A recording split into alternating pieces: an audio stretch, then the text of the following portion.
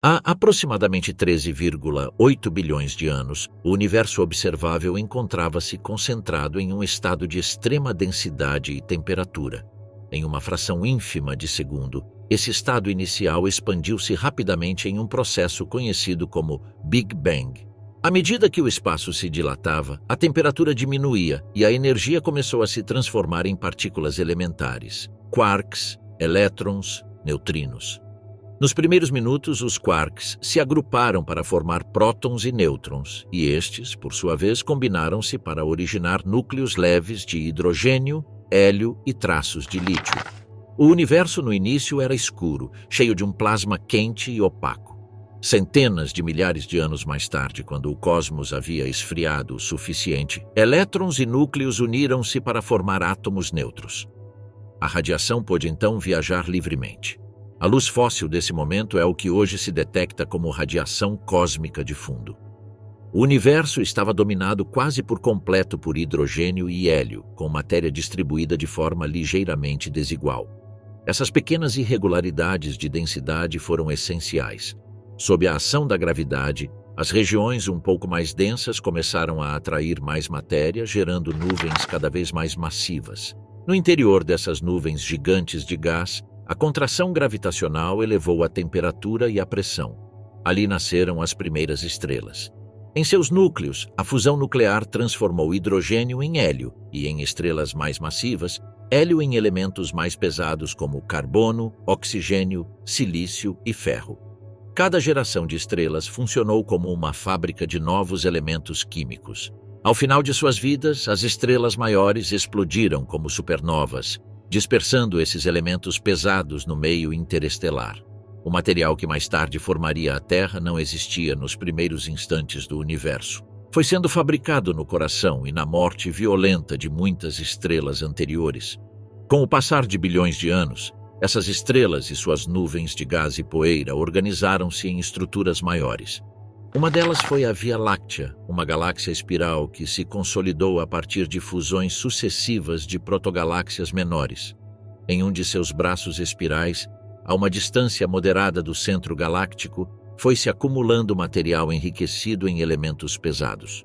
Essa metalicidade crescente do gás é condição necessária para que, muito tempo depois, surjam planetas rochosos como a Terra, já que sua composição depende precisamente desses elementos mais pesados que o hélio. Há cerca de 4,6 bilhões de anos, em uma região de um dos braços da Via Láctea, uma nuvem interestelar composta de gás e poeira começou a perder seu equilíbrio. É possível que uma onda de choque procedente de uma supernova próxima tenha perturbado a nuvem, comprimindo-a e disparando seu colapso gravitacional. À medida que o material se contraía, a nuvem começou a girar cada vez mais rápido, conservando o momento angular, e foi se achatando em um disco.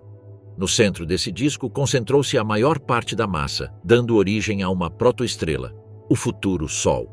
Ao redor da protoestrela, o disco protoplanetário era formado por hidrogênio, hélio e grande quantidade de partículas sólidas, grãos de silicatos, metais e compostos de gelo. Nas regiões mais internas do disco, a temperatura era alta demais para que permanecessem os gelos voláteis. Ali predominavam os materiais rochosos e metálicos. Nas zonas mais afastadas do Sol, mais frias, podiam condensar-se gelos de água, amônia e metano. Essa diferença de temperatura ao longo do disco foi determinante para o tipo de planetas que nasceria em cada região do sistema solar. No interior do disco, as partículas sólidas começaram a colidir e aderir umas às outras, formando corpos maiores chamados planetesimais. Estes, por sua vez, exerciam sua própria gravidade, atraindo mais material e crescendo a cada impacto. Era um processo caótico, regido por colisões frequentes, fusões e, em alguns casos, destruições. Com o tempo, muitos planetesimais cresceram até se tornarem protoplanetas, corpos de tamanho comparável ao da Lua ou de Marte que competiam entre si pelo material disponível, perturbavam mutuamente suas órbitas e se fundiam após colisões de alta energia. Nas regiões externas do disco, ricas em gelos, alguns desses núcleos sólidos alcançaram massa suficiente para atrair grandes envoltórios de gás, dando origem aos planetas gigantes, Júpiter, Saturno, Urano e Netuno. Na zona interna, por outro lado, a quantidade de gás era menor e os tempos de dissipação do disco gasoso eram mais curtos. Ali, os protoplanetas terminaram sendo corpos essencialmente rochosos e metálicos, os futuros Mercúrio, Vênus, Terra e Marte. A arquitetura básica do Sistema Solar configurou-se em alguns poucos milhões de anos, embora as órbitas e massas dos planetas tenham continuado ajustando-se durante um período mais longo. A prototerra surgiu da acumulação progressiva de planetesimais e protoplanetas na região situada a cerca de 150 milhões de quilômetros do Sol. Cada novo impacto liberava enormes quantidades de energia em forma de calor, fundindo parcialmente as camadas externas do corpo em crescimento. Essa energia, somada ao calor proveniente da desintegração de elementos radioativos presentes no interior, manteve o jovem planeta em um estado de alta temperatura. Nessa fase, a Terra não era uma esfera sólida e estável, mas um protoplaneta em pleno processo de construção. Nascimento da Terra e da Lua, um mundo de fogo. A prototerra, ainda em crescimento, era um corpo parcialmente fundido, submetido a um bombardeio contínuo de corpos rochosos. Entre esses impactos houve um excepcional, que marcou o destino do planeta e deu origem ao satélite que o acompanha até hoje. Segundo a hipótese do grande impacto, há cerca de 4,5 bilhões de anos, um protoplaneta do tamanho aproximado de Marte, normalmente chamado Theia, colidiu com a jovem Terra. O choque não foi frontal, mas oblíquo, o que determinou a quantidade de material expulso ao espaço e a rotação resultante do planeta. A energia liberada nesse impacto foi enorme. Uma parte da crosta e do manto de ambos os corpos se vaporizou ou se fundiu completamente. Grandes quantidades de rocha foram expulsas para a órbita terrestre na forma de fragmentos incandescentes. O núcleo metálico de Theia, mais denso, provavelmente afundou-se para o interior da Terra em formação, contribuindo para a massa do núcleo terrestre. A composição química das rochas lunares, muito semelhante à do manto terrestre, é uma das evidências que apoiam esse cenário. A Lua seria o resultado de material superficial arrancado da Terra e misturado com restos do impacto. O anel de detritos quentes que permaneceu ao redor da Terra após o impacto começou a reorganizar-se sob a ação da gravidade. Os fragmentos colidiam entre si, fundiam-se e davam origem a corpos cada vez maiores. Em um intervalo relativamente curto, em termos astronômicos, essa acumulação levou à formação de um único grande satélite, a Lua. Inicialmente, a Lua orbitava muito mais próxima da Terra do que atualmente, o que gerava forças de maré intensas e uma transferência de momento angular que, com o tempo, afastou o satélite e diminuiu a rotação do planeta. Enquanto a Lua se formava, a superfície da Terra foi transformada. O impacto de Theia fundiu uma fração muito elevada do planeta, gerando o que se conhece como oceano de magma, uma camada quase global de rocha silicatada líquida com centenas de quilômetros de espessura. Nesse cenário não existiam continentes sólidos nem oceanos de água. A superfície era um mar de rocha incandescente, em constante convecção, sobre o qual se deslizavam plumas e correntes de material fundido. A temperatura nas camadas externas superava amplamente o ponto de fusão da maioria dos minerais. Ao mesmo tempo, o interior do planeta começou a diferenciar-se. Em um corpo parcialmente ou totalmente fundido, os materiais se separam conforme sua densidade. Os metais pesados ricos em ferro e níquel, juntamente com elementos siderófilos, tendem a afundar para o centro, enquanto os silicatos mais leves sobem. Assim, formou-se o núcleo metálico terrestre, rodeado por um manto de silicatos. Esse processo de diferenciação liberou calor adicional proveniente da energia potencial gravitacional, convertida em calor ao cair os metais para o centro. Essa fonte de energia somou-se ao calor residual dos impactos e ao gerado pela decomposição radioativa. A formação de um núcleo metálico líquido ou parcialmente líquido teve consequências importantes. Em seu interior, o movimento do ferro condutor gerou um campo magnético global por meio de um efeito dínamo. Embora a intensidade e a estabilidade desse campo nas primeiras etapas ainda sejam discutidas, a presença de um núcleo dinâmico estabeleceu as bases do escudo magnético que, mais adiante, ajudaria a proteger a atmosfera e a superfície da radiação solar e cósmica de alta energia. No entanto, nessas fases iniciais, a superfície terrestre continuava extremamente hostil para qualquer forma de vida. Sobre o oceano de magma, a rocha fundida liberava grandes quantidades de gases aprisionados no interior do planeta. Esse processo de degaseificação vulcânica primitiva liberou dióxido de carbono, vapor de água, nitrogênio, monóxido de carbono, hidrogênio e outros gases em proporções variáveis. O resultado foi uma atmosfera primitiva muito diferente da atual, carente de oxigênio livre. Esses gases não provinham apenas do interior da Terra. Os contínuos impactos de cometas e asteroides ricos em voláteis contribuíam com água, dióxido de carbono, amônia e outros compostos que se incorporavam à camada gasosa do planeta. Nesse momento da história terrestre, a atmosfera era densa e quente, alimentada por um vulcanismo intenso e pela evaporação direta de materiais na superfície extremamente quente. O vapor de água permanecia em estado gasoso devido às altas temperaturas, de modo que ainda não podiam formar-se oceanos líquidos estáveis sobre a rocha.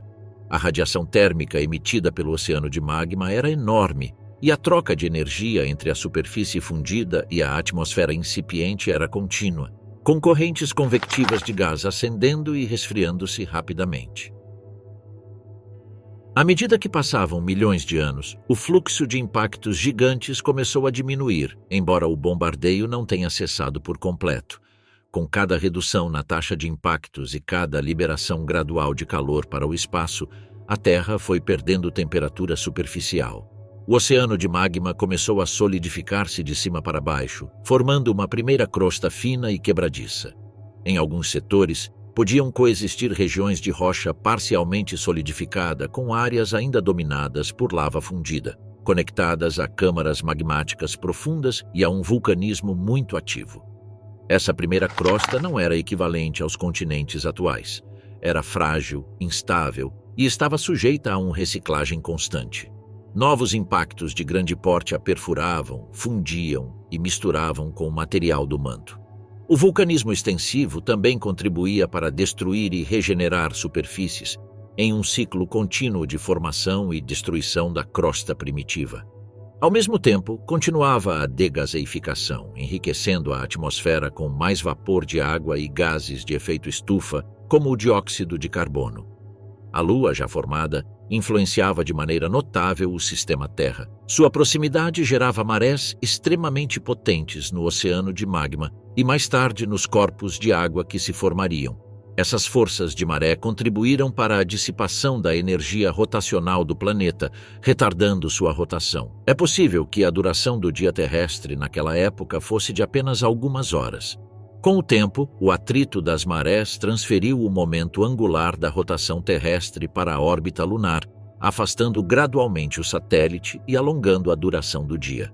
Paralelamente, o interior do planeta continuava a organizar-se em camadas bem definidas, um núcleo interno em processo de solidificação, um núcleo externo líquido, um manto convectivo e uma crosta em desenvolvimento. Essa estrutura estratificada condicionou a evolução geodinâmica posterior, tornando possível o surgimento de plumas mantélicas, grandes províncias magmáticas e, em etapas mais avançadas, a tectônica de placas. A Terra consolidava-se como um planeta rochoso diferenciado, com uma história interna complexa, marcada pela troca constante de calor e material entre suas camadas.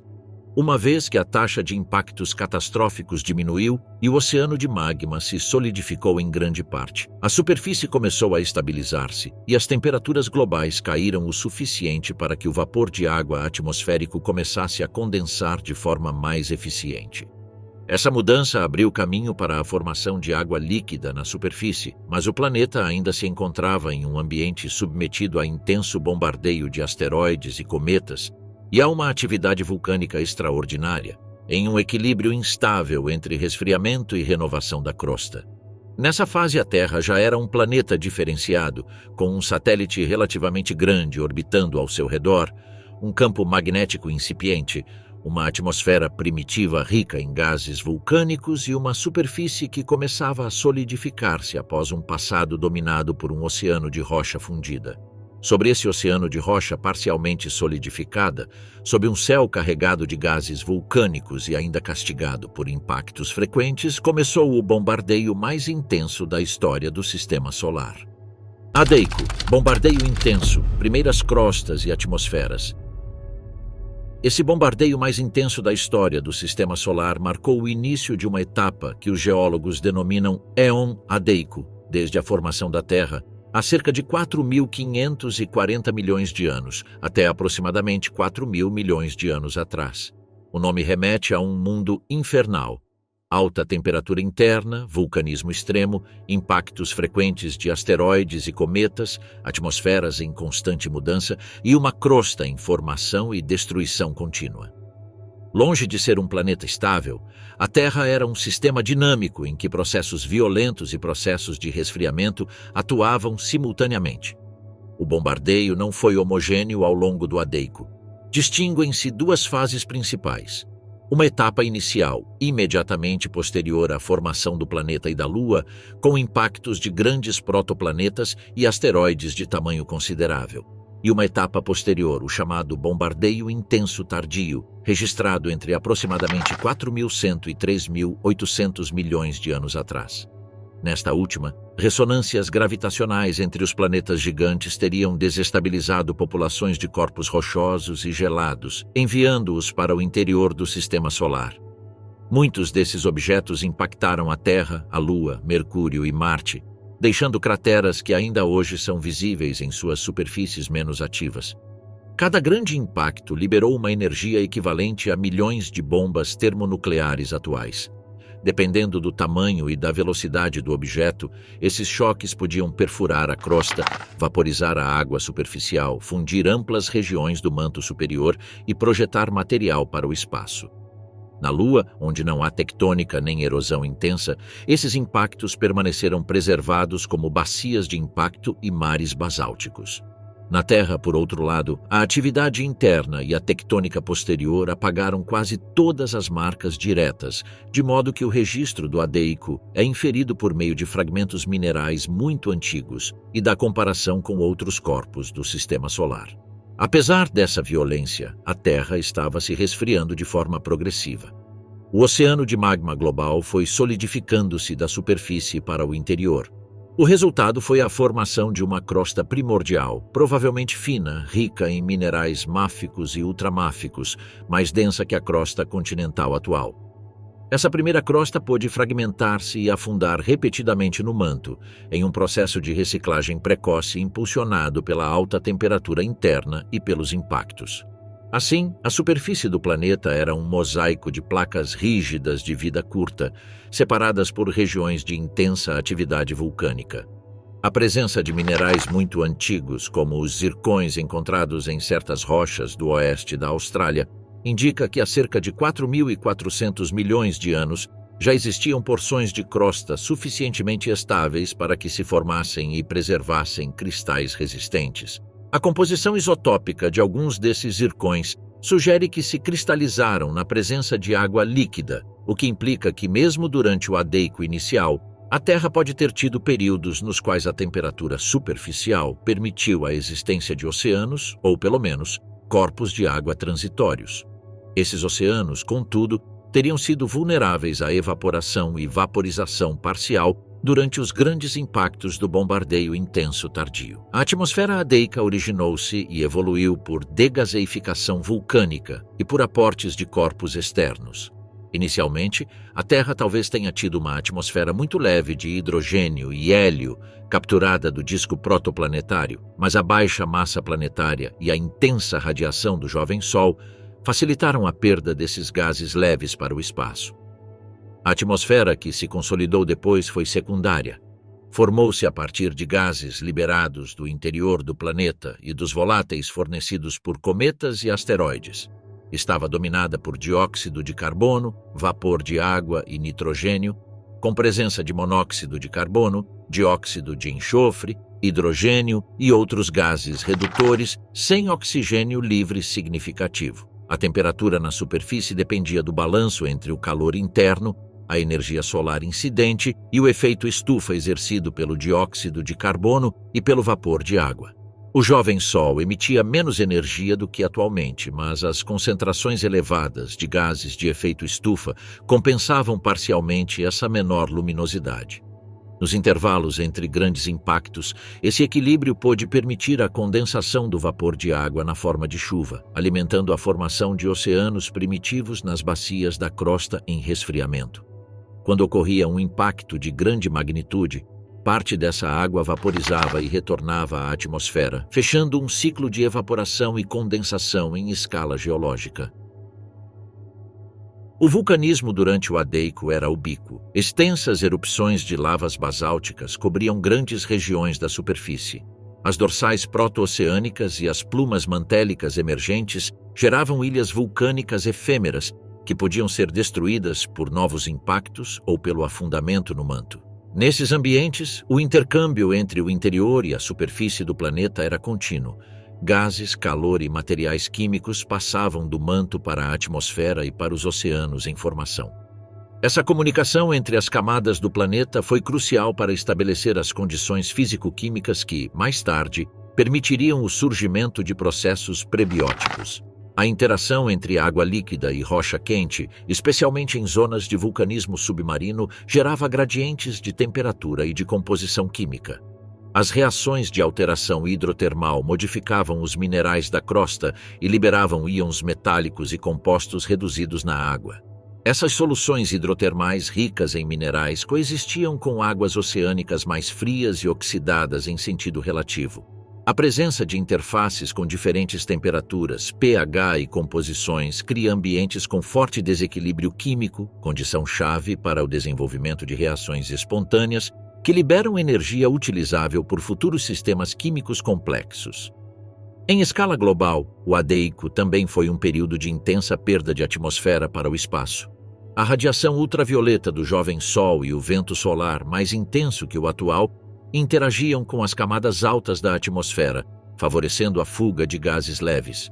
O campo magnético terrestre, gerado pelo núcleo metálico em movimento, ajudou a limitar parcialmente essa erosão, desviando partículas carregadas. No entanto, o equilíbrio entre aporte de gases pelo vulcanismo e perda para o espaço era dinâmico. A composição atmosférica mudava em função da intensidade do vulcanismo, da taxa de impactos e da evolução do campo magnético.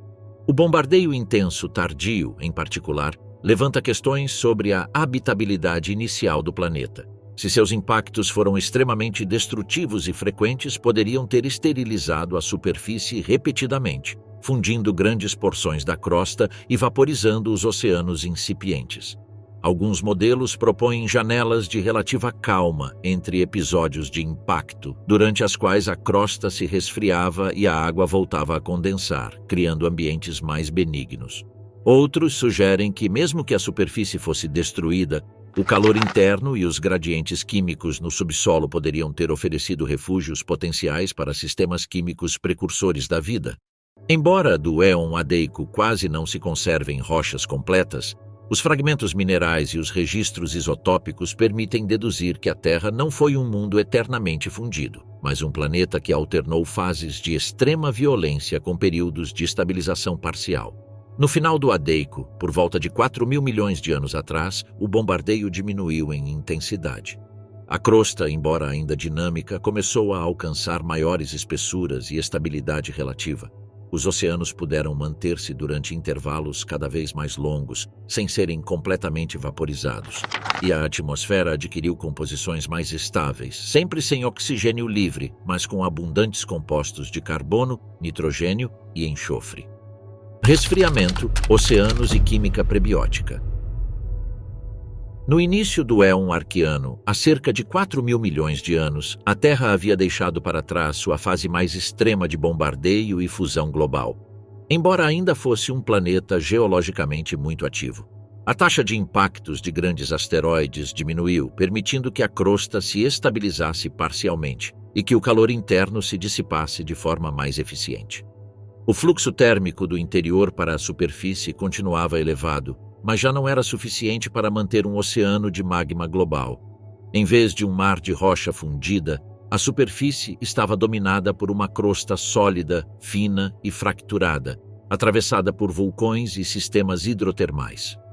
Com a queda progressiva da temperatura superficial, o vapor de água da atmosfera começou a condensar-se de forma contínua. Chuvas intensas, provavelmente de escala global, alimentaram a formação de oceanos líquidos nas bacias mais profundas da crosta. A água provinha tanto do interior do planeta, liberada por degaseificação vulcânica, quanto de voláteis fornecidos por cometas e asteroides ricos em gelo durante as etapas anteriores. A quantidade total de água acumulada foi suficiente para cobrir grande parte da superfície com um oceano global, ou, ao menos, com grandes mares interconectados que circundavam fragmentos de crosta emergida. A composição desses oceanos primitivos era distinta da atual. A água, em contato com rochas ricas em ferro e magnésio e submetida a intenso vulcanismo, dissolvia quantidades significativas de íons metálicos e minerais. A interação entre a água e a crosta basáltica gerava soluções ricas em sílica, ferro, manganês, cálcio e outros elementos. A ausência de oxigênio livre impedia a formação de muitos minerais oxidados modernos, favorecendo compostos reduzidos como sulfetos e óxidos em estados de oxidação mais baixos. O pH do oceano inicial podia variar entre valores ligeiramente ácidos e neutros, dependendo da intensidade do vulcanismo e do equilíbrio entre gases ácidos e processos de neutralização na água. A atmosfera arqueana continuava fundamentalmente redutora ou fracamente oxidante em termos modernos. Estava dominada por nitrogênio e dióxido de carbono, com quantidades variáveis de vapor de água, monóxido de carbono, metano, amônia e gases sulfurados. O oxigênio molecular era praticamente inexistente em forma livre. A radiação ultravioleta do Sol, mais intensa do que hoje devido à ausência de uma camada de ozônio, atingia as camadas altas da atmosfera e a superfície, interagindo com os gases e provocando reações fotoquímicas. Essa radiação, que seria letal para muitos organismos atuais desprotegidos, desempenhou um papel na síntese de moléculas orgânicas simples a partir de gases como metano, dióxido de carbono e amônia. A superfície da Terra arqueana estava segmentada em pequenos protocontinentes e arcos de ilhas vulcânicas, formados pelo acúmulo de material magmático menos denso que flutuava sobre o manto. Esses fragmentos de crosta continental primitiva, ricos em minerais de silicato e óxidos, emergiam acima do nível do mar e eram erosionados por chuvas, ondas e processos químicos. O material erodido depositava-se nas bacias oceânicas próximas, carregando a água com partículas finas e íons. A presença de plataformas rasas, onde a água era relativamente quente e bem iluminada, criou ambientes favoráveis para o acúmulo de sedimentos e para a química superficial. Nesse contexto, a química prebiótica desenvolveu-se em múltiplos ambientes simultaneamente. Uma fonte de moléculas orgânicas simples pode ter sido a síntese atmosférica impulsionada por descargas elétricas e radiação ultravioleta. Experimentos modernos demonstram que, em misturas gasosas redutoras, descargas de energia podem gerar aminoácidos, bases nitrogenadas e outras moléculas orgânicas. Embora a composição exata da atmosfera arqueana seja objeto de estudo, é plausível que compostos orgânicos se formassem nas camadas altas, depositando-se depois sobre a superfície por meio da chuva ou do pó atmosférico, enriquecendo progressivamente os oceanos com carbono orgânico dissolvido e partículas complexas. Outra fonte importante de moléculas orgânicas foi provavelmente o aporte extraterrestre. Meteoritos carbonáceos e cometas contêm aminoácidos, hidrocarbonetos e outros compostos orgânicos sintetizados no meio interestelar e nos discos protoplanetários. Durante os primeiros centenas de milhões de anos do Sistema Solar, a queda desses corpos sobre a Terra primitiva pôde incorporar quantidades significativas de matéria orgânica. Embora parte dessa matéria se destruísse pelo calor do impacto, outra fração podia sobreviver em zonas menos afetadas ou em impactos de menor energia, contribuindo para o inventário orgânico do planeta.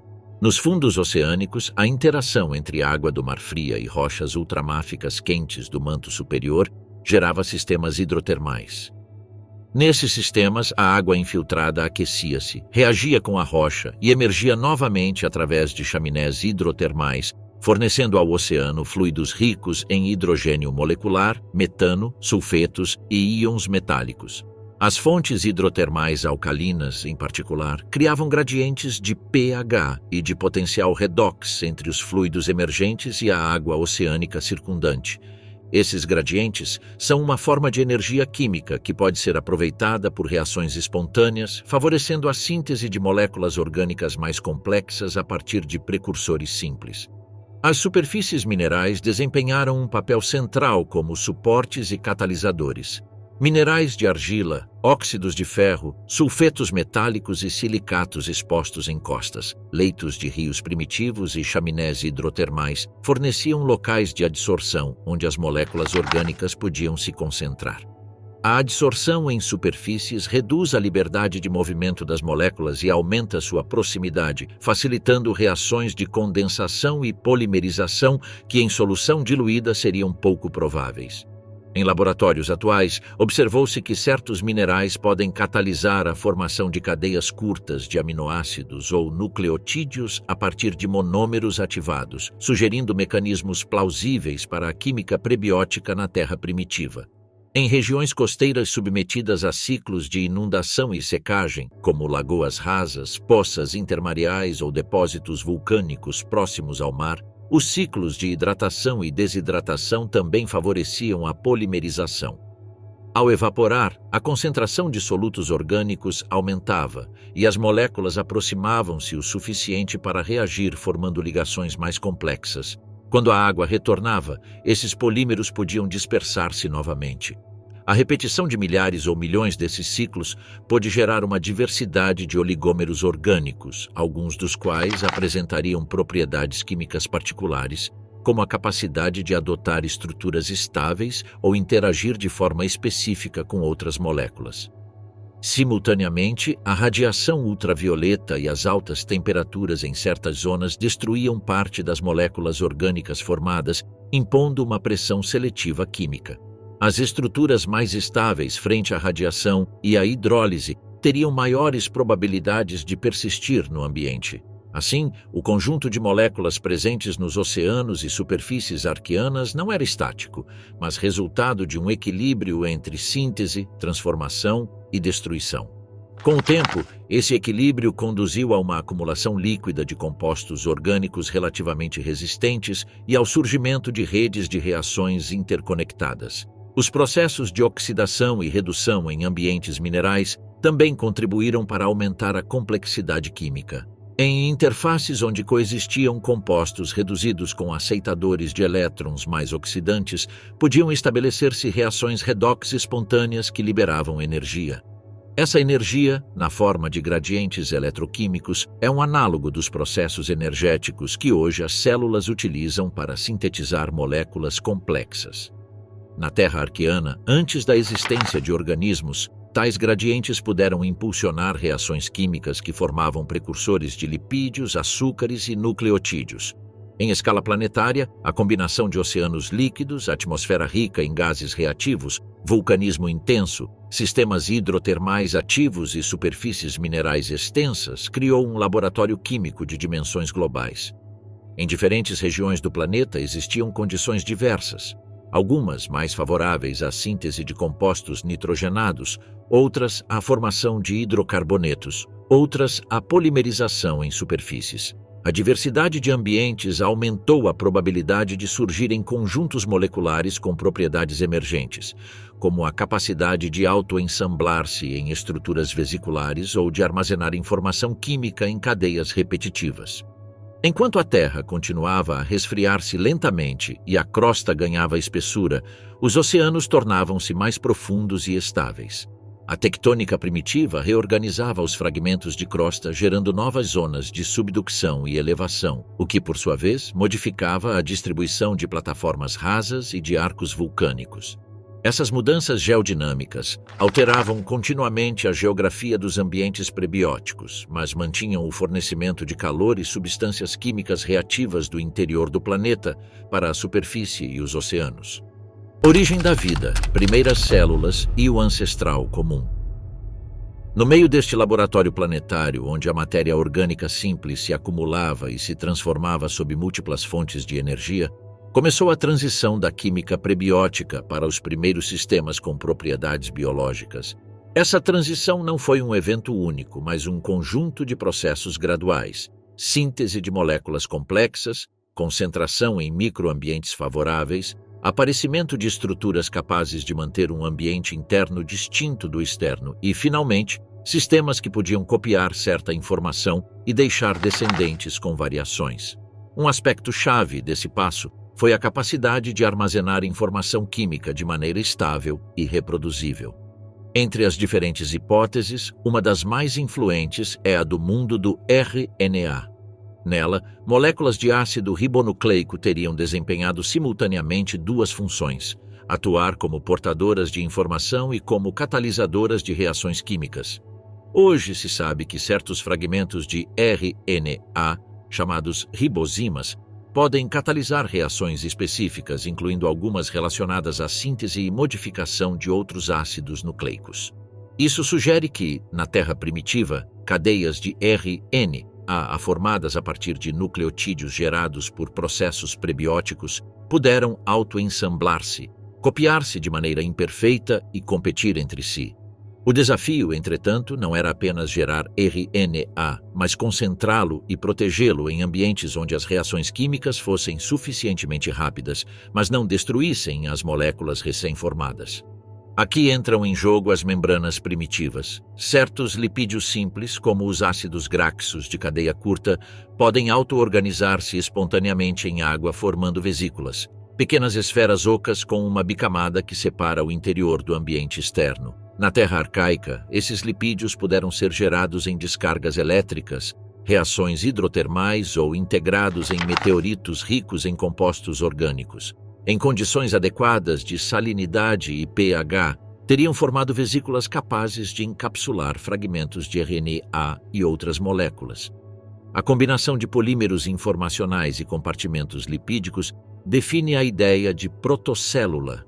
Uma protocélula é um sistema que possui uma membrana, abriga moléculas capazes de se replicar com certa fidelidade e mantém gradientes químicos entre interior e exterior. Ainda não é um organismo moderno, mas apresenta duas características fundamentais da vida: compartimentalização e herança. Em um ambiente como o das fontes hidrotermais alcalinas, com gradientes naturais de pH e potencial, as protocélulas poderiam aproveitar diferenças de concentração para impulsionar reações internas, como a síntese de novos nucleotídeos ou a formação de ligações entre eles. Entre as hipóteses sobre a origem da vida, algumas enfatizam primeiro o metabolismo e outras priorizam o replicador como ponto de partida. Na Terra arcaica, é provável que ambos os aspectos evoluíssem de forma interdependente. Redes de reações em superfícies de sulfetos metálicos, por exemplo, poderiam ter gerado moléculas ricas em energia e compostos intermediários. Em paralelo, cadeias primitivas de RNA, confinadas em vesículas ou adsorvidas em minerais, iriam ganhando complexidade. Os sistemas que conseguiam acoplar um fluxo energético estável com a capacidade de copiar informação química teriam maiores probabilidades de persistir em um oceano onde a maioria das estruturas se desfazia rapidamente. A transição de protocélulas instáveis para as primeiras células verdadeiras implicou melhorias progressivas em três áreas: robustez da membrana, fidelidade da replicação e eficiência metabólica. As membranas formadas apenas por ácidos graxos são relativamente permeáveis e instáveis perante mudanças de salinidade ou temperatura. A incorporação de lipídios mais complexos, junto com proteínas ou peptídeos inseridos, aumentou a capacidade de controlar a passagem de substâncias. Ao mesmo tempo, os sistemas de replicação do material genético tiveram de se tornar mais confiáveis, reduzindo a taxa de erros até um nível compatível com a conservação de funções úteis. Quanto ao metabolismo, passar de reações dispersas e oportunistas para redes organizadas que aproveitavam fontes específicas de energia foi fundamental. As evidências geológicas indicam que, há cerca de 3,7 bilhões de anos, a Terra já podia abrigar formas de vida microbiana. Certas rochas muito antigas apresentam fracionamentos isotópicos de carbono que são difíceis de explicar apenas por processos abióticos e que geralmente se associam à atividade biológica. Embora o registro fóssil dessa época seja extremamente escasso e polêmico, esses dados sugerem que os primeiros organismos celulares, provavelmente muito simples e exclusivamente unicelulares, já estavam presentes relativamente pouco depois do final do bombardeio intenso tardio. A janela entre os oceanos estáveis e o surgimento da vida teria sido, em escala geológica, relativamente breve. As primeiras células deviam ser organismos procariontes, sem núcleo definido nem organelas complexas. Seu tamanho provavelmente era muito pequeno, limitando a quantidade de material genético que podiam manter. Em seu interior, uma molécula de ácido nucleico, talvez inicialmente ainda baseada em RNA e depois em DNA, codificava as instruções para sintetizar um conjunto mínimo de proteínas. Essas proteínas atuavam como enzimas, acelerando reações-chave do metabolismo e permitindo uma coordenação mais eficiente dos processos internos. A membrana, além de separar interior e exterior, abrigava componentes que facilitavam o transporte seletivo de íons e moléculas. Do ponto de vista metabólico, é provável que os primeiros organismos se alimentassem de compostos orgânicos já presentes no ambiente, gerados por processos prebióticos e por aportes extraterrestres. Esses seres seriam quimio-organotróficos primitivos que obtinham energia oxidando moléculas orgânicas simples e utilizando aceptores de elétrons disponíveis como sulfatos, nitratos ou dióxido de carbono. No entanto, em um ambiente onde os recursos orgânicos livres eram finitos, a pressão seletiva teria favorecido o surgimento de formas de metabolismo capazes de gerar seus próprios compostos a partir de fontes inorgânicas, ou seja, quimioautotróficos que fixavam carbono a partir do dióxido de carbono, usando energia química proveniente de reações redox com hidrogênio, ferro ferroso ou sulfetos. Neste ponto entra a figura teórica do último ancestral comum universal, conhecido pelas siglas em inglês como LUCA. LUCA não foi o primeiro organismo vivo nem um indivíduo concreto, mas a população ancestral da qual descendem todas as formas de vida atuais. A partir de comparações entre genomas de bactérias, arqueias e eucariotos, infere-se que LUCA viveu há mais de 3,5 bilhões de anos e já possuía um conjunto notável de características complexas. Um código genético baseado em trincas de nucleotídeos, ribossomos formados por RNA e proteínas, vias metabólicas para a síntese de aminoácidos, nucleotídeos e lipídios, e mecanismos básicos de replicação e reparo do DNA. A reconstrução de LUCA sugere que habitava um ambiente rico em compostos inorgânicos reduzidos, possivelmente associado a sistemas hidrotermais, onde o hidrogênio molecular e outros doadores de elétrons eram abundantes. Seu metabolismo provavelmente se baseava na quimiossíntese, a obtenção de energia por meio de reações redox entre compostos inorgânicos, utilizando dióxido de carbono como fonte de carbono. Esse tipo de metabolismo, que ainda é conservado por muitos micro-organismos atuais, é coerente com as condições da Terra arcaica, onde a luz solar alcançava a superfície, mas as atmosferas opacas e os mares profundos podiam inicialmente limitar o alcance de processos baseados na fotossíntese. Geneticamente, LUCA já utilizava DNA como principal repositório de informação hereditária e RN como intermediário para a síntese de proteínas. As enzimas responsáveis por copiar o DNA e traduzir a informação em proteínas apresentam semelhanças fundamentais em todos os grupos de seres vivos atuais, o que indica que esses mecanismos já estavam estabelecidos no ancestral comum. O código genético, que atribui trincas de bases a aminoácidos específicos, também é praticamente universal, com apenas pequenas variações em alguns organismos. Essa quase universalidade é outro sinal de que sua consolidação ocorreu em uma fase muito precoce da história da vida, antes da separação dos grandes linhagens. A partir de LUCA, a vida se diversificou em pelo menos dois grandes domínios celulares, as bactérias e as arqueias. Embora ambos os grupos compartilhem a organização procariótica, apresentam diferenças notáveis na composição da membrana, em certas vias metabólicas e em componentes da maquinaria genética. Essa divergência precoce indica que, uma vez estabelecidos os mecanismos básicos de replicação, tradução e metabolismo, a evolução começou a explorar soluções distintas para enfrentar os desafios do ambiente arcaico. altas temperaturas, altas concentrações de metais dissolvidos, presença de compostos tóxicos e variações em pH e salinidade. Um planeta microbiano, bactérias, arqueias e estromatólitos. Os metabolismos microbianos eram muito diversos e estavam diretamente acoplados à química do ambiente arcaico. Parte dos micro-organismos obtinha energia oxidando compostos inorgânicos reduzidos. Alguns utilizavam hidrogênio molecular como doador de elétrons e dióxido de carbono como aceptor, fixando carbono em compostos orgânicos por meio de vias como o ciclo do acetil-CoA ou variantes primitivas de ciclos de fixação de carbono. Outros exploravam o enxofre, oxidavam sulfeto de hidrogênio a sulfato ou reduziam sulfatos a sulfetos, fechando ciclos biogeoquímicos de enxofre que modificavam a composição química dos sedimentos e das águas.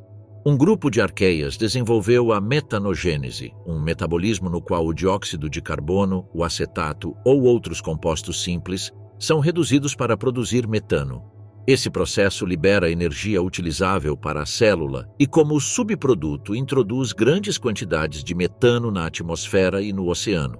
Em uma Terra quase desprovida de oxigênio, esse metano atmosférico pôde alcançar concentrações significativas, contribuindo para o efeito estufa e mantendo temperaturas compatíveis com a existência de água líquida, apesar da menor luminosidade solar. A atividade metanogênica das arqueias tornou-se um fator climático de primeira ordem. Paralelamente, surgiram bactérias capazes de utilizar a luz solar como fonte de energia por meio da fotossíntese anoxigênica. Diferentemente da fotossíntese oxigênica posterior, essas bactérias não produziam oxigênio molecular, empregavam outros doadores de elétrons, como sulfeto de hidrogênio ou ferro ferroso. Pigmentos como as bacterioclorofilas captavam fótons e transferiam a energia para sistemas de transporte de elétrons que geravam gradientes de prótons na membrana, usados posteriormente para sintetizar ATP. Por meio desse mecanismo, os micro-organismos fotossintéticos anoxigênicos transformaram vastas regiões das águas superficiais em áreas de alta produtividade primária, fixando o carbono inorgânico em biomassa orgânica. A interação entre organismos quimiosintéticos e fotossintéticos configurou redes tróficas microbianas complexas. Os produtos residuais de alguns grupos tornavam-se substratos para outros. O enxofre liberado por bactérias sulfatorredutoras alimentava bactérias sulfuro-oxidantes. O metano produzido por arqueias metanogênicas podia ser consumido por micro-organismos metanotróficos.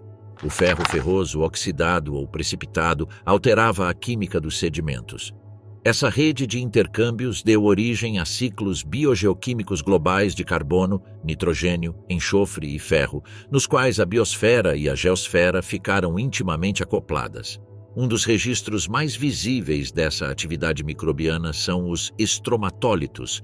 Trata-se de estruturas sedimentares laminadas formadas por comunidades de micro-organismos, principalmente bactérias, que colonizam superfícies rasas em ambientes marinhos ou lagunares.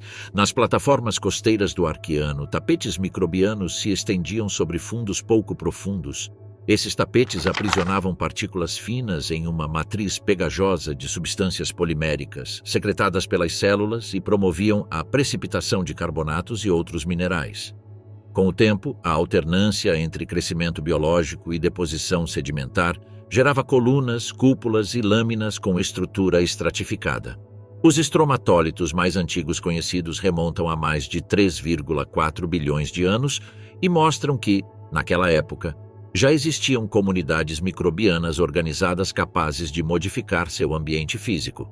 O crescimento vertical dessas estruturas refletia a competição por luz e nutrientes em águas rasas. As camadas superiores do tapete microbiano, expostas à radiação solar, eram dominadas por organismos fotossintéticos. As camadas inferiores abrigavam bactérias heterotróficas e anaeróbicas que degradavam a matéria orgânica produzida acima e realizavam processos de respiração ou fermentação, utilizando aceptores de elétrons disponíveis. A distribuição de estromatólitos no registro geológico mostra que as plataformas marinhas rasas foram nichos especialmente importantes para a vida arcaica. Em zonas onde a atividade vulcânica elevava porções da crosta acima do nível do mar, formavam-se mares epicontinentais quentes e relativamente calmos, ideais para o desenvolvimento de extensos tapetes microbianos. As flutuações do nível do mar, devido a mudanças na crosta e no volume das bacias oceânicas, alternavam fases de submersão e emersão parcial, obrigando as comunidades microbianas a se adaptar a ciclos de inundação, dessecação e variações químicas. Além dos estromatólitos, a vida microbiana deixou vestígios na forma de microfósseis e assinaturas geoquímicas. Em algumas rochas sedimentares muito antigas, foram descritas estruturas microscópicas com morfologia celular, preservadas em sílica ou carbonatos. Embora a interpretação dessas estruturas seja complexa e exija distinguir entre formas biogênicas e estruturas abióticas, sua presença sugere que já existia diversidade morfológica entre os micro-organismos. De forma complementar, análises isotópicas de carbono, enxofre e outros elementos mostram fracionamentos característicos da atividade metabólica, como a preferência biológica por isótopos leves, que deixam um sinal detectável nos minerais. A atmosfera e os oceanos desse planeta microbiano eram radicalmente diferentes dos atuais. A ausência de oxigênio livre implicava que muitos minerais e compostos circulavam em estados de oxidação mais baixos. O ferro ferroso mantinha-se em solução na água do mar, conferindo-lhe tonalidades esverdeadas ou azul escuro. O sulfeto de hidrogênio produzido em ambientes anóxicos podia acumular-se em camadas profundas do oceano, gerando massas de água ricas em sulfeto. A atmosfera, com metano, dióxido de carbono e nitrogênio, apresentava propriedades radiativas distintas, e a radiação ultravioleta continuava incidindo na superfície com intensidade, modulada em parte por aerossóis e neblinas orgânicas. Nesse contexto, a evolução microbiana avançava por meio de processos de mutação e seleção natural. As altas taxas de replicação, combinadas com ambientes físicos e químicos muito variados, facilitavam o surgimento de novas variantes genéticas. Algumas mutações produziam enzimas capazes de utilizar novos substratos ou de operar em temperaturas ou pH mais extremos. Outras alteravam a composição da membrana, permitindo a colonização de ambientes com diferentes concentrações de sais ou compostos tóxicos. Os genes que conferiam vantagens tendiam a se propagar nas populações, gerando linhagens adaptadas a nichos específicos no oceano global. A transferência horizontal de genes, muito frequente entre micro-organismos, acelerou ainda mais a diversificação metabólica. Mecanismos como conjugação, transformação e transdução, ou seus precursores primitivos, permitiram que sequências genéticas circulassem entre linhagens diferentes. Dessa forma, vias metabólicas completas ou partes delas puderam se difundir pela biosfera microbiana, integrando-se a genomas que já continham outros módulos funcionais. Essa troca genética contribuiu para a rápida expansão de capacidades como a redução de sulfatos, a oxidação de metano ou a adaptação a metais pesados. A colonização do subsolo marinho e dos sedimentos acrescentou profundidade ao alcance da vida microbiana. Nos poros das rochas, em fissuras e em sistemas hidrotermais, bactérias e arqueias exploravam gradientes químicos a grande distância da luz solar. Algumas linhagens se adaptaram a altas pressões e temperaturas próximas ao limite de estabilidade das biomoléculas. A biosfera se expandiu assim não apenas na superfície, mas também em volume, ocupando uma espessura significativa da crosta superior. Essa biosfera profunda contribuiu para transformar minerais, reciclar compostos e participar do intercâmbio de elementos entre o interior e o oceano. A grande oxidação e a mudança do planeta. Neste mundo sem florestas nem animais, a vida microbiana operava como uma força silenciosa que transformava o planeta desde suas bases químicas, alterando lentamente a disponibilidade de elementos, a acidez dos oceanos, a composição dos sedimentos e as propriedades radiativas da atmosfera. Nesse contexto, uma mudança metabólica específica teve consequências profundas e duradouras. O surgimento e a expansão da fotossíntese oxigênica, capaz de utilizar água como doador de elétrons e liberar oxigênio molecular como subproduto. Antes desse processo, A fotossíntese anoxigênica baseava-se em doadores como sulfeto de hidrogênio ou ferro ferroso. A inovação consistiu em um complexo sistema fotossintético que combinava dois centros de reação acoplados, capazes de extrair elétrons da água e transferi-los para uma cadeia de transporte que terminava na redução do dióxido de carbono a compostos orgânicos. O preço dessa reação era a liberação de oxigênio. As cianobactérias, grupo de bactérias capazes de realizar esse tipo de fotossíntese, tornaram-se assim agentes de uma transformação global da atmosfera. A fotossíntese oxigênica proporcionava vantagens ecológicas claras. A água era um recurso praticamente inesgotável nos oceanos, e o uso desse doador de elétrons permitia às cianobactérias colonizar vastas superfícies de águas superficiais iluminadas.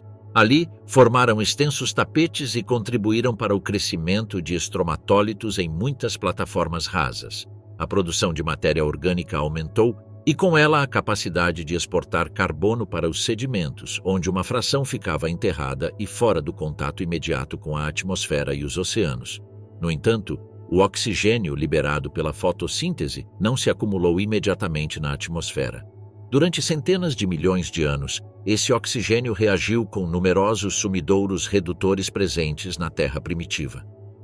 Nos oceanos, o ferro ferroso dissolvido oxidava-se a ferro férrico, menos solúvel, que precipita como óxidos e hidróxidos de ferro. Esse processo gerou enormes depósitos de ferro bandado, formações sedimentares caracterizadas pela alternância de camadas ricas em ferro e camadas de sílica. Cada faixa representa episódios em que o oxigênio produzido superava localmente a capacidade dos sumidouros imediatos. Além do ferro, outros compostos atuavam como sumidouros de oxigênio. Os gases vulcânicos ricos em hidrogênio, monóxido de carbono e sulfetos reagiam com o oxigênio, reduzindo sua concentração livre. A oxidação de materiais na crosta continental e nos sedimentos também consumia oxigênio, transformando minerais reduzidos em seus equivalentes oxidados. Enquanto esses processos dominavam, o oxigênio produzido pelas cianobactérias era quase totalmente consumido em reações químicas, e sua concentração atmosférica permanecia muito baixa. Com o tempo, a taxa de produção biológica de oxigênio superou a capacidade combinada desses sumidouros.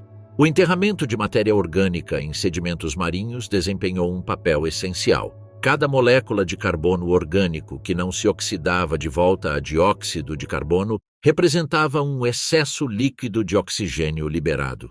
À medida que mais carbono ficava aprisionado na crosta sedimentar, menos oxigênio produzido era consumido. Quando os principais sumidouros redutores se saturaram ou se tornaram menos acessíveis, o oxigênio começou a se acumular, primeiro nos oceanos superficiais e depois na atmosfera. Esse aumento gradual culminou, há cerca de 2,4 bilhões de anos, no evento conhecido como Grande Oxidação.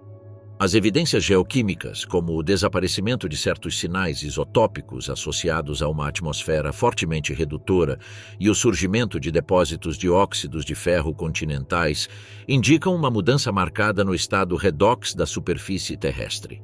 A partir desse ponto, o oxigênio molecular deixou de ser um componente residual e tornou-se um gás atmosférico com concentrações apreciáveis, embora ainda longe dos níveis atuais.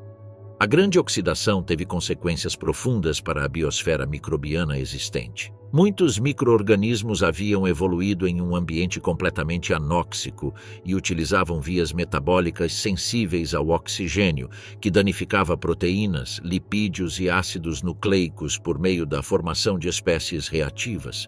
Para esses organismos, a expansão do oxigênio representou uma forte pressão seletiva. Alguns foram obrigados a se refugiar em nichos anóxicos, como sedimentos profundos, ambientes hidrotermais ou camadas inferiores da coluna de água, onde o oxigênio não penetrava em quantidades significativas. Outros desenvolveram mecanismos de defesa antioxidante, como enzimas capazes de neutralizar espécies reativas, permitindo-lhes sobreviver em zonas com concentrações moderadas de oxigênio. Paralelamente, a presença crescente de oxigênio abriu novas possibilidades metabólicas. Desenvolveram-se vias de respiração aeróbica, nas quais o oxigênio atuava como aceptor final de elétrons em cadeias de transporte membranares.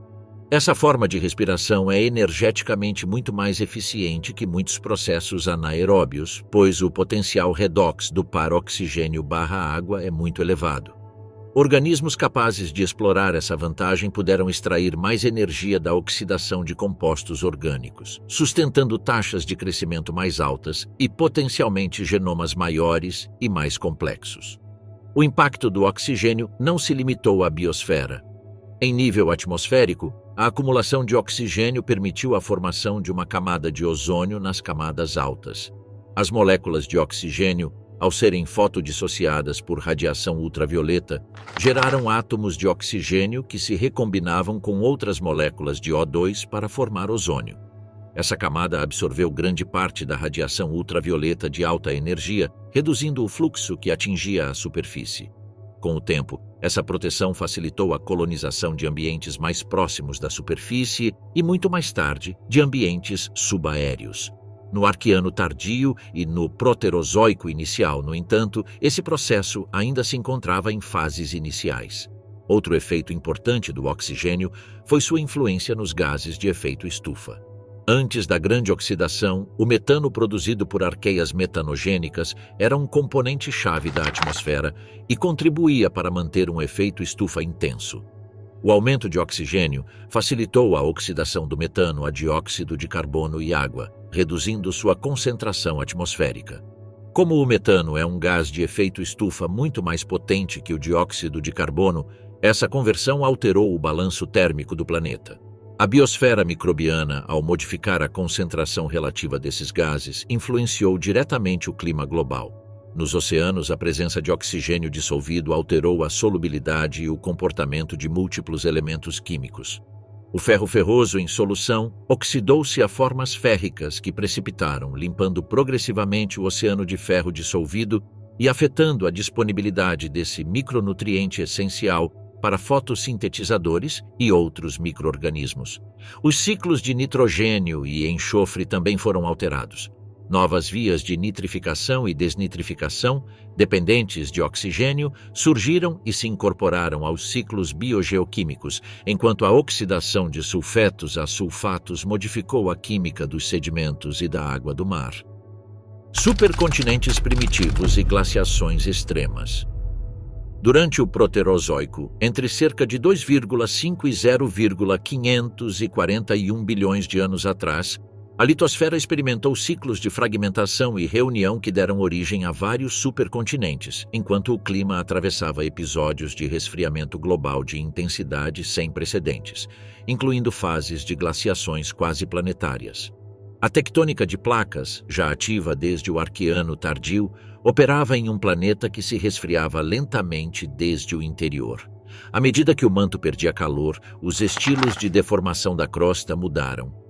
A crosta continental, mais espessa e menos densa que a oceânica, agrupou-se em massas cada vez mais extensas. Um dos primeiros grandes agrupamentos reconhecidos pela geologia é o supercontinente Kenorland, consolidado aproximadamente há 2,7 bilhões de anos a partir da colisão de vários crátons arcaicos. Sua existência é inferida a partir de semelhanças em cinturões orogênicos, idades de rochas ígneas e padrões paleomagnéticos em crátons hoje separados. A presença de um supercontinente modifica profundamente a circulação oceânica e atmosférica. Grandes massas continentais em determinadas latitudes alteram os padrões de ventos e correntes, afetam a distribuição das chuvas e controlam a meteorização química das rochas. A meteorização de silicatos em continentes expostos consome dióxido de carbono da atmosfera, pois o CO2 combina-se com cátions liberados dos minerais e termina precipitando como carbonatos nos oceanos. Em períodos de intensa atividade tectônica, com elevação de grandes cadeias montanhosas, o aumento da superfície exposta à meteorização pode reduzir significativamente as concentrações atmosféricas de CO2 e, consequentemente, favorecer o resfriamento global. No Paleoproterozoico, pouco após a grande oxidação, desenvolveu-se um conjunto de glaciações extensas conhecido como glaciação huroniana, datado aproximadamente entre 2,4 e 2,1 bilhões de anos atrás. Depósitos glaciogênicos em diferentes regiões do mundo, hoje dispersos, indicam que camadas de gelo alcançaram baixas latitudes. A combinação entre a diminuição de gases de efeito estufa devido à meteorização intensificada, mudanças na configuração continental e possíveis variações na luminosidade solar teria levado o planeta a estados climáticos frios durante intervalos prolongados, intercalados com episódios de degelo parcial. Após essa fase, a Terra entrou em um proterozoico médio relativamente mais estável, durante o qual se formou outro grande supercontinente, Nuna, também chamado Colúmbia, que permaneceu coeso aproximadamente entre 1,8 e 1,4 bilhões de anos atrás. Esse supercontinente agrupava a maioria dos crátons continentais conhecidos e estava rodeado por um oceano global. A evidência provém de correlações entre cinturões orogênicos de idade similar e reconstruções paleomagnéticas que sugerem proximidade geográfica entre blocos hoje distantes. Nuna experimentou ciclos de expansão e colisão interna, com formação de cadeias montanhosas e extensas províncias magmáticas. À medida que a tectônica continuava, Nuna se fragmentou e seus fragmentos reuniram-se novamente em configurações posteriores, dando origem a agrupamentos como Rodinia, supercontinente que se teria consolidado no final do Proterozoico Médio, por volta de 1,0 a 0,9 bilhões de anos atrás. Rodinia concentrou grande parte da crosta continental em uma única massa, rodeada por um oceano de grande extensão. Sua configuração exata ainda é objeto de debate, mas evidências de orogenias sincrônicas em diversos crátons sugerem um agrupamento em escala global. As etapas de expansão e ruptura desses supercontinentes tiveram efeitos diretos sobre o clima e a química dos oceanos. Quando grandes massas continentais se situavam em latitudes tropicais, a meteorização de silicatos sob climas quentes e úmidos podia se intensificar, extraindo CO2 da atmosfera. Por outro lado, quando os continentes se agrupavam em latitudes elevadas, favoreciam a acumulação de gelo sobre a terra firme, aumentando o albedo planetário e refletindo mais radiação solar para o espaço. A interação entre tectônica, meteorização, circulação oceânica e radiação determinou os estados climáticos globais do Proterozoico. No final do Neoproterozoico, entre aproximadamente 720 e 635 milhões de anos atrás, a Terra atravessou alguns dos episódios glaciais mais extremos já registrados, as glaciações conhecidas como Sturtiana e Marinoana. As evidências geológicas indicam que as camadas de gelo se estenderam até latitudes próximas ao Equador e que os oceanos podem ter ficado quase completamente cobertos por gelo na superfície. Depósitos glacigênicos neoproterozoicos encontram-se sobrepostos a sedimentos marinhos de baixa latitude e, acima deles, aparecem camadas de carbonatos de recuperação, interpretadas como registros de um intenso efeito estufa posterior a episódios de congelamento quase global. O conceito de terra-bola de neve descreve esses estados climáticos extremos nos quais a superfície oceânica está quase totalmente congelada. Em um planeta assim, o alto albedo do gelo reflete grande parte da radiação solar incidente, reforçando o resfriamento.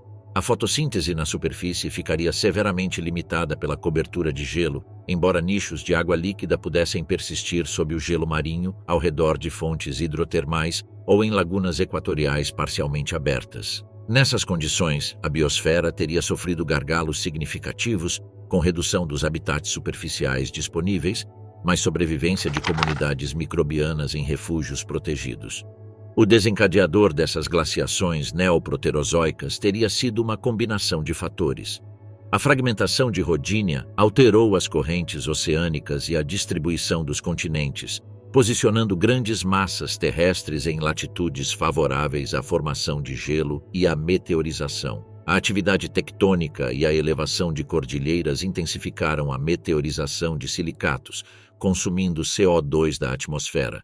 A diminuição dos gases de efeito estufa enfraqueceu o efeito estufa natural, facilitando a queda das temperaturas globais. Uma vez que a formação de gelo alcançou certas latitudes, o aumento do albedo amplificou o resfriamento, empurrando o planeta para um estado de congelamento extenso. A saída de um estado de terra-bola de neve exigiu a acumulação progressiva de gases de efeito estufa na atmosfera. Durante os períodos de congelamento global, a meteorização continental reduziu-se drasticamente, pois a maior parte da superfície estava coberta por gelo, enquanto o vulcanismo continuava emitindo dióxido de carbono e outros gases. Sem um consumo eficiente de CO2 pela meteorização, sua concentração atmosférica aumentou ao longo do tempo. Quando atingiu níveis suficientemente elevados, o efeito estufa se intensificou, provocando um aquecimento global que acabou por derreter as camadas de gelo, liberar grandes volumes de água de degelo e restabelecer oceanos superficiais livres de gelo em amplas regiões. As camadas de carbonatos de recuperação que recobrem diretamente sedimentos glacigênicos em numerosos afloramentos neoproterozoicos são interpretadas como resultado desse processo.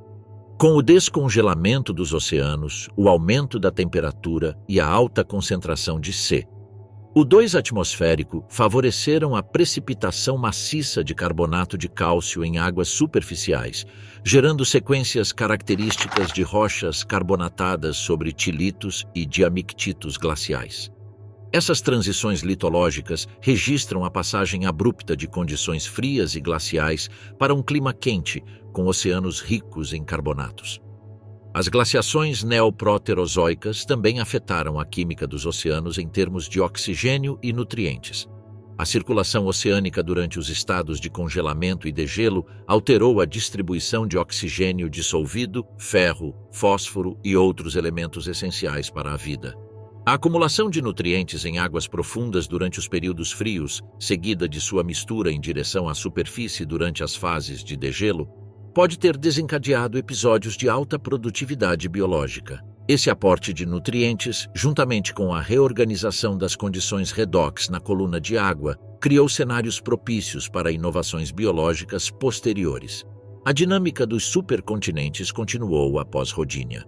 Após sua fragmentação, os blocos continentais continuaram a se mover, colidir e separar, em um processo que mais tarde levaria ao agrupamento de Pannotia e a outras configurações transitórias.